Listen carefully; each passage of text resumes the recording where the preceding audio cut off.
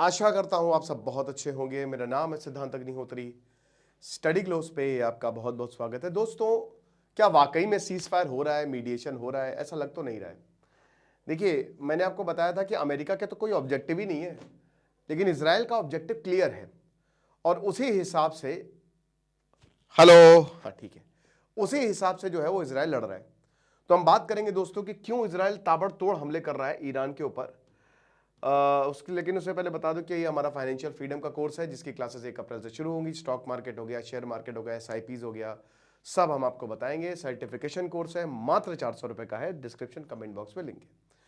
तो देखिए, इसराइल के ऊपर बहुत हमला किया ईरान ने। अभी दोस्तों, इनके जो सेंट्रल इसराइल है, तेल अवीव शहर पर हमला हुआ है और तगड़ा हमला हुआ है। इससे पहले इसराइल ने कल ईरान पर हमला किया, बहुत सारी मिसाइलें दाग दी। अमेरिका ने कहा है कि 10,000 टारगेट्स, मतलब 10,000, आप सोच रहे हैं, आप गिनते रहिए, ईरान के 10,000 ठिकानों पर हमला किया है। सोचिए। देखिए, अभी मैं एक एक्सपर्ट की बात सुन रहा था, तो बता रहे थे कि वो ईरान में थे और जब वो ईरान में तो एकदम से बॉम्ब आया और वो छुप गए। तो लोग हंस रहे थे कि ये क्यों छुप गए, क्यों छुप गए, है। उनके लिए आम बात है। बट वो जो हमला था वो इसराइल का था। इसराइल जो हमला करता है वो एकदम पिन पॉइंट एक्यूरेसी से करता है। पिन पॉइंट, इधर उसकी मिसाइल आएगी तो वहीं गिरेगी। इसी लोगों को इतना कोई डर नहीं रहता जब इजराइल, क्योंकि भाई उनको पता है कि हम सेफ है। लेकिन जब हिजबुल्लाह या फिर ईरान के प्रॉक्सीज हमला करते हैं ना, तो उनकी मिसाइल कहीं पे भी गिर सकती, दाएं बाएं, तब वो सब छुप जाते हैं। तो ये बात है कि इसराइल का जो सिस्टम है वो कमाल का है। लेकिन दोस्तों, इसराइल लगातार हमला करता ही जा रहा है। अब देखिए, 5 कंडीशंस यहाँ पे ईरान ने रखी तो हैं, और उसमें बेसिकली यही है कि हमको कॉम्पनसेशन दीजिए, हमको सिक्योरिटी दीजिए, स्ट्रेट ऑफ हॉर्मस का कंट्रोल। और अमेरिका उसका उल्टा कह रहा है। अमेरिका ने कहा है कि कुछ कॉम्पनसेशन, स्ट्रेट ऑफ हॉर्मस का कंट्रोल हमारे पास रहेगा, मिसाइल प्रोग्राम खत्म कर देंगे, तुम्हारा न्यूक्लियर प्रोग्राम खत्म कर देंगे। तो ये सारी बातें तो दोनों के बीच में चल रही हैं। देखिए, ईरान कुछ भी कहे, देखिए डोनाल्ड ट्रंप की 2 बड़ी बातें। डोनाल्ड ट्रंप ने कहा कि मुझे बोला था सुप्रीम लीडर बनने के लिए, मैंने मना कर दिया। दूसरा, उनकी पॉइंट वाली बात है कि ईरान डरता है। ईरान मान गया है सीज फायर के लिए, लेकिन इसको इतना डर है कि अगर वो अनाउंस कर देगा तो लोग क्या कहेंगे। ये बात सच है कि ईरान की पब्लिक क्या बोलेगी, तुम हार गए। और कोई भी देश अपने आप को हारा हुआ तो दिखाए, तो जाहिर सी बात है कि बैक टॉक्स चल रही हैं, बहुत लंबे समय से चल रही हैं। पाकिस्तान, देखिए, मीडिएशन मत करिए। मैंने आपको कल भी बोला था, पाकिस्तान मीडिएशन नहीं कर रहा है, वो खाली इंस्ट्रक्शंस को फॉलो कर रहा है। उसको जो बोला जा रहा है, देखिए, पाकिस्तान अमेरिका को चाहिए, पाकिस्तान अमेरिका को ईरान के लिए चाहिए, अफगानिस्तान के लिए चाहिए, हम ये ना भूलें।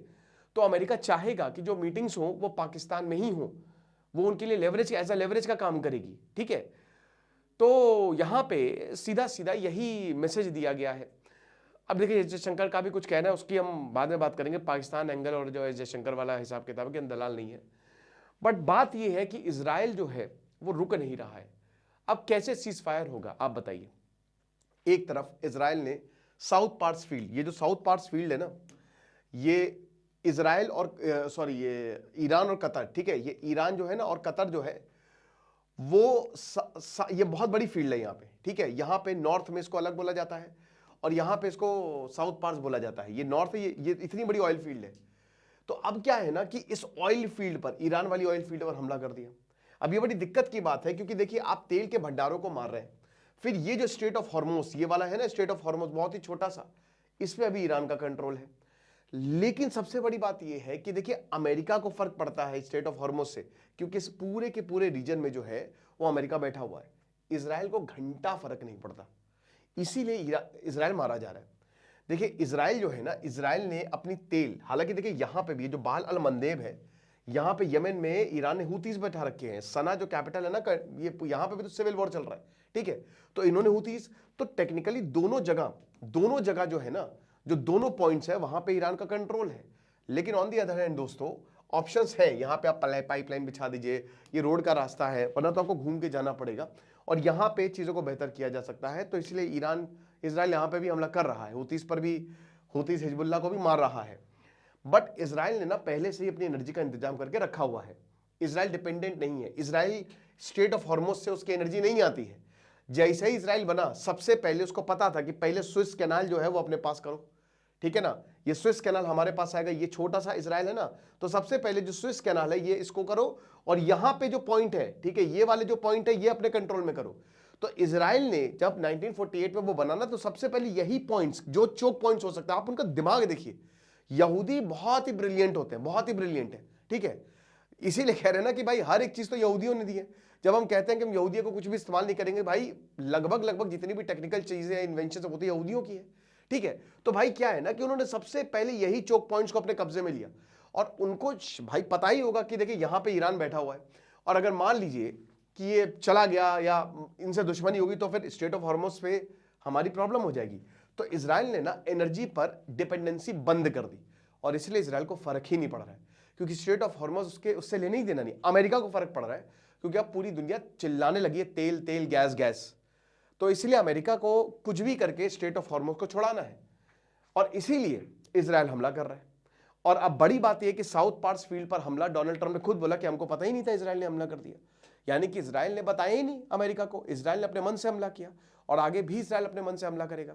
1960 में बहुत फेमस इंसिडेंट हुआ था जब इजराइल ने मार दिया था अमेरिका का ही जेट, उसको दबा दिया गया। इजराइल कुछ भी करेगा उसको अमेरिका ज्यादा कहता है ना कि वो बिगड़ा हुआ बच्चा है, बिगड़ायल बच्चा, बच्चा है तू मेरा, मार दे बम, कोई दिक्कत नहीं, मार दे गोली, कोई ना बोली, केहू ना बोली। तो धुरंधर 2 वाला हिसाब किताब है, जमील जमाली, बहुत बढ़िया सस्पेंस था यार, मजा आ गई थी। तो ये चीज है। अब देखिए ईरान भी, देखिए ईरान पलटवार कर रहा है, ऐसा नहीं है, यहां पे इनके डिफेंस सिस्टम एग्जॉस्ट होते जा रहे हैं। ईरान की बहुत अच्छी स्ट्रैटेजी रही है। ईरान ने सबसे पहले अपनी फालतू मिसाइलें छोड़ी ताकि उनके डिफेंस सिस्टम पे प्रेशर बनाया जा सके, उसके बाद असली जखीरे निकाले। लेकिन एक चीज आपको समझनी है, ठीक है इनके पास अंडरग्राउंड सिटी है, बहुत सारी मिसाइलें हैं, बट ये मिसाइलें भी अब खत्म होती जा रही हैं, और ईरान अमेरिका इजराइल जितना अमीर नहीं है, इसको भी प्रोड्यूस करने में और बनाने में इनको बहुत लंबा टाइम लग जाएगा। तो इसीलिए भाई अब ईरान अमेरिका दोनों ही एग्जॉस्ट हो चुके हैं, बट इजराइल एग्जॉस्ट नहीं हुआ, इजराइल लड़ता रहेगा। आप जब तक लड़वाएंगे वो तब तक लड़ता रहेगा। इजराइल चाहता है कि जैसा हमास का हमने हशर किया ना, अब गाजा में देखिए अक्टूबर 2023 से वॉर, वो 2 साल चली, और वो चलती है। तब भी हम कह रहे थे कि इजराइल का कोई मोटिव अचीव नहीं हो रहा है, क्या नहीं हो रहा है, बॉडी बैग्स आ रहे हैं, लोग मर रहे हैं। इजराइल में क्या ना, कॉन्स्क्रिप्शन चलता है, ठीक है। देखिए क्योंकि यहूदी बहुत कम है पूरी दुनिया में, 1.5 करोड़ मानिए, तो अब इतनी उनकी जनता जो है वो बहुत कम है, तो और यहूदियों को बचाना है, ठीक है, वो बचते आ रहे हैं, वो सर्वाइवर्स हैं, हर जगह से उनको भगाया गया। तो अब बात क्या है ना कि हर इंसान को मिलिट्री ट्रेनिंग वहां पे कंपलसरी होती है, ठीक है। आप 12th पास करेंगे तो आपको मिलिट्री ट्रेनिंग करनी ही करनी है। कल को जब भी कॉन्फ्लिक्ट होगा तो आप जैसे मान लीजिए कि वहां पे फैक्ट्रीज खाली पड़ी हैं, क्योंकि अब फैक्ट्री वाले जो है वो मिलिट्री में चले गए हैं, आर्मी में चले गए हैं। भारत में ऐसी कोई प्रॉब्लम नहीं है, क्योंकि भारत में तो जितनी वॉन्ट्स नहीं निकलती उससे कहीं ज्यादा तो लोग आ जाते हैं, तो भारत में तो कभी दिक्कत नहीं होगी। लेकिन इजराइल में ये दिक्कत है, ठीक है ना। तो ये कॉन्स्क्रिप्शन है। तो हम जो कह रहे थे कि इजराइल हमास पे अभी ऑब्जेक्टिव नहीं, बट हमास को बहुत कमजोर कर दिया है, और अल्टीमेटली हमास को जितने भी होस्टेजेस थे वो छोड़ने ही पड़े, ठीक है। और हमास का काफी हद तक, गाजा का काफी हद तक कंट्रोल इस समय इजराइल के पास है। वही सेम चीजें ईरान के साथ भी करना चाहता है, ठीक है। ये स्ट्रेट ऑफ हॉर्मुज से लेकर जितने भी एनर्जी चोक पॉइंट्स है ना, देखिए एक अल्टरनेटिव रूट बनाना चाहता है यहाँ पे इजराइल। गाजा को तोड़ के उसको अल्टरनेटिव रूट निकालना था ताकि स्विस कैनाल को बाईपास किया जा सके, ठीक है, एनर्जी चोक पॉइंट्स अगेन। और यही सेम चीज वो ईरान के साथ भी करना चाहता है, और इसीलिए अमेरिका ने स्पेशली डाला है ये 15 पॉइंट प्रोग्राम जो बनाए हैं।